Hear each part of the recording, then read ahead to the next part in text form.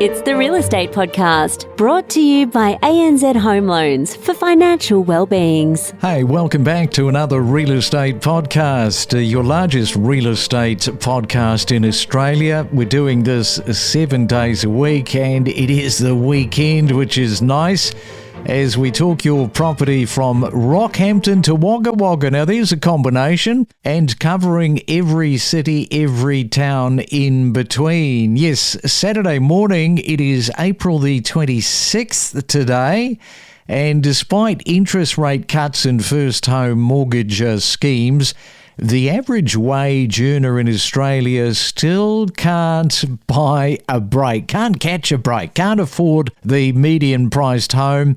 It's a theme that we have been talking about this week, especially in cities like Sydney and Melbourne. Buyers need dual incomes. Also, family help, that is a nice one if you can lean into that, or above average earnings just to get into the market. And it's true that the property mortgage market is now very much aimed at the two incomes for a household, not a single one. And if you are on your own, you have very much limited choices, and you are being penalised, it would have to be said, by the way that the wage growth has fallen behind. Well, it is a Saturday morning, time to catch up with somebody who's roving out there across Australia. That is Anthony Landahl, Managing Director and Mortgage Broker at Equilibria Finance.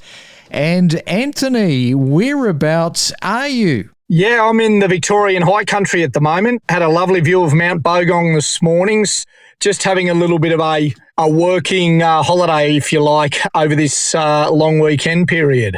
Yeah, in the back seat of the motor vehicle too. So that's taking everybody in behind the scenes this morning. So well done for that. You wanted to make a comment. You know, as I was saying, it's really sort of a two-income situation as far as the mortgage market is concerned. Yeah, it's really challenging affordability. That data's pretty stark. There was some additional data as well in and around that identified that national house values have surged 39.1% over the past 5 years. So no wonder salaries are not keeping up with that sort of price increase.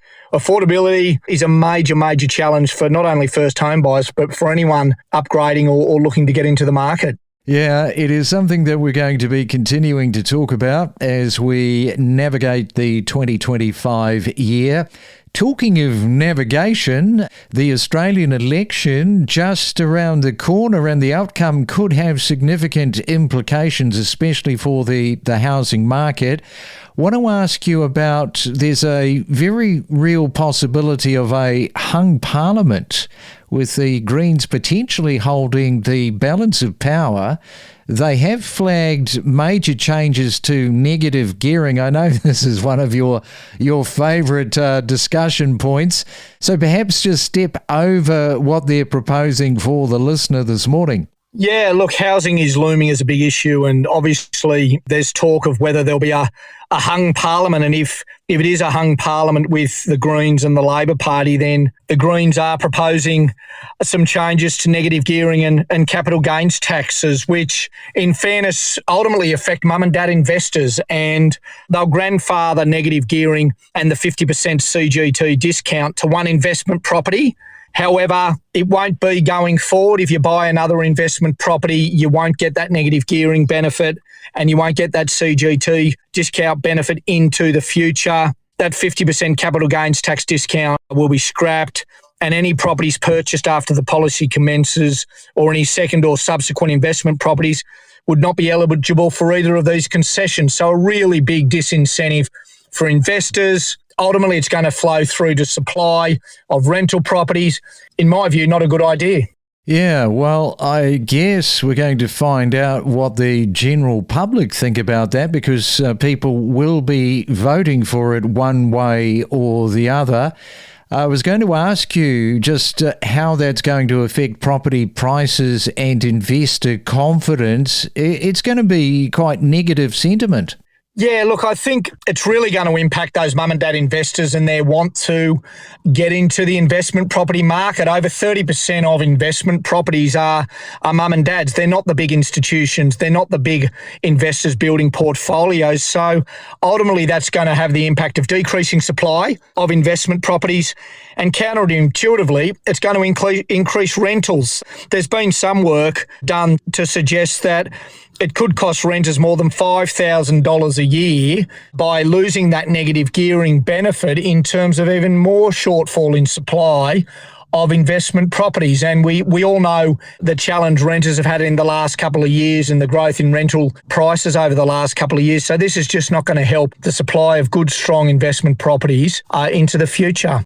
Yeah, it really is sort of shaping up to be a major election this cycle. So looking at the other major parties, what impact are they with their respective policies going to have on the housing demand, do you think? Yeah, both of them have had major announcements around housing, and it's quite stark how much housing has come on the radar of the average voter, just people trying to buy a house. The great Australian dream of the 80s and 90s is almost out of reach for a lot of people now, and both parties have made announcements to try and look at how they can help demand.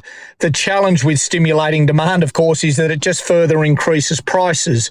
But from the Labor Party perspective, their Help to Buy scheme, which they introduced where the government takes a stake in your property of the equity, they're going to increase the price caps to enable more people to become eligible. They're also going to broaden the existing 5% deposit guarantee scheme. From a coalition perspective, they're more focusing on ability buffer rate from 3% to 2.5%. They're looking to enable first-home buyers to use up to $50,000 in super. They've been talking about this policy for a while, and they've announced that as well. They're also going to let first homeowners of newly built properties make some of their interest payments tax deductible, so that could be up to about $12,000 per annum, limited to 5 years, against the first $650,000 that they've borrowed. So some initiatives there from both parties focusing on demand, the risk obviously being we increase demand, we keep driving up those prices. Yeah, and I know that you want to talk about the supply side and what solutions are currently being put forward from a political perspective and whether or not they can realistically improve the availability of housing. I mean, it's just such a political football as we talk about month in, month out, but we are down to the wire now with the election looming large. We are down to the wire, and supply is the big issue. This is not a short-term issue from the last couple of years. The high migration numbers that have come in, a number of factors have made it more of a challenge, but this has been brewing for a number of years and no one's really resolved it, and I don't really see any political party resolving this in the short term, local, state or federal. In fact, the Labor government's talking about keeping their Housing Australia Future Fund going with $10 billion investment to social and affordable housing. That's a policy they announced when they got into government, and they haven't built one house. They're still also trying to deliver their 1.2 million homes in 5 years. We're on track to be behind some 400,000 homes on delivering that. And they're also looking at investing $10 billion to build another 100,000 affordable homes for first home buyers. So there's some initiatives there from the Labor Party. The coalition's committing $5 billion to Housing Infrastructure Fund, helping to build 500,000 new homes and new developments. They're also both stopping migrants or immigrants purchasing properties for 2 years to free up supply. But supply is a broader issue. There's issues at state government level, there's issue at local council, and there's issue at federal government level with supply change, with Labor, with getting caught up in red tape. So supply is a major challenge that I don't think any political party is going to solve over the next political cycle. Yeah, well, we don't have long to wait, of course, before the general election hits us and we're in those polling booths across the country.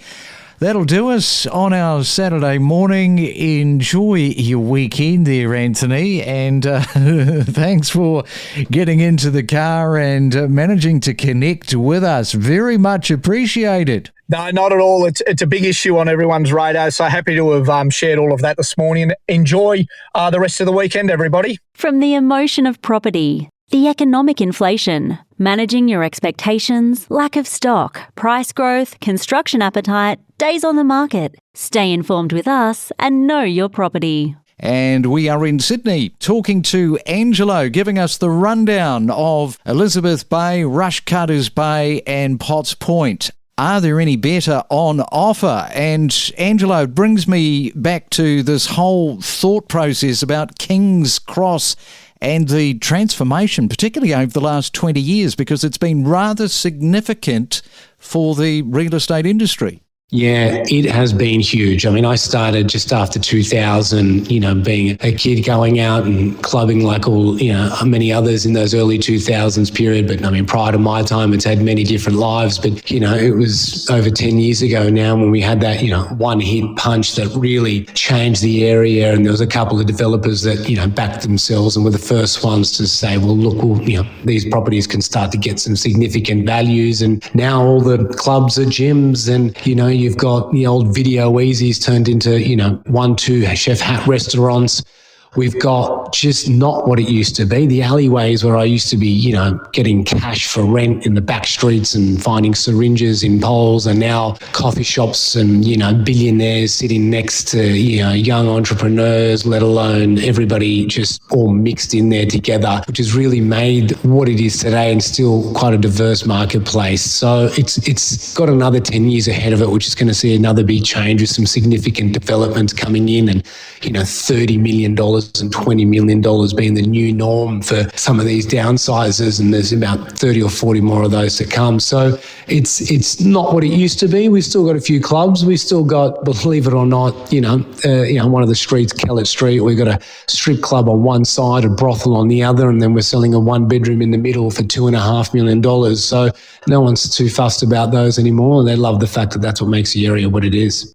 That is very, very diverse, and you just took me back as soon as you said those two words, video easy, hey? Yeah, I know. Well, it was video easy. It was, it used to be that steak place. Can't remember what it used to be called, but we've got a few, establishments that have continued on for the last 20 years, but now we've got new staples in the area which have really taken over. And nowadays it's, want to have a cocktail or somewhere to eat. It's, walk up and down Macleay Street and, take your pick. Explore new property destinations where you could live with exclusive interviews covering real estate news and market insights. Yeah, first home buyers are quite a big portion of our marketplace, particularly at the moment. I am finding that first home buyers definitely have options. So our stock numbers are sitting slightly higher than what they once were. For instance, on average, we usually put 250 odd properties on the market every week, whereas last week we put on over 400. So there is quite a bit of stock for buyers to pick from. Look, fractional ownership is the same thing. Basically, co-ownership, syndicated ownership just indicates that you are an owner. In our circumstance, you are an owner on the title. Tell us a little bit about that rule change. Yeah, look, it's interesting to watch play out. Most intelligent people that I've listened to about tariffs are all of the understanding that it's not going to achieve the outcome that he's hoping for. So then you have to wonder what is the actual outcome that he's hoping for, which we spoke about off air earlier, and wonder whether he's actually playing a different game for personal benefit and benefit of his friends. I think real estate has incredible opportunities, but I think that there is a misconception about how quickly or potentially easily people can get to that top percentile of agents operating. It takes them a lot longer than I think what they anticipate to get their momentum going. So you've got to learn the right habits. You've got to set yourself up correctly from the beginning if you're going into sales. And then you've got to build, a digital footprint. You've got to get to know the community. You've got to learn how to transact and negotiate. So there's quite a lead time. I think it looks quite glamorous from the outside. It's a bit harder than I think what it looks like for those coming in. We connect you to the best real estate information across Australia. The Real Estate Podcast.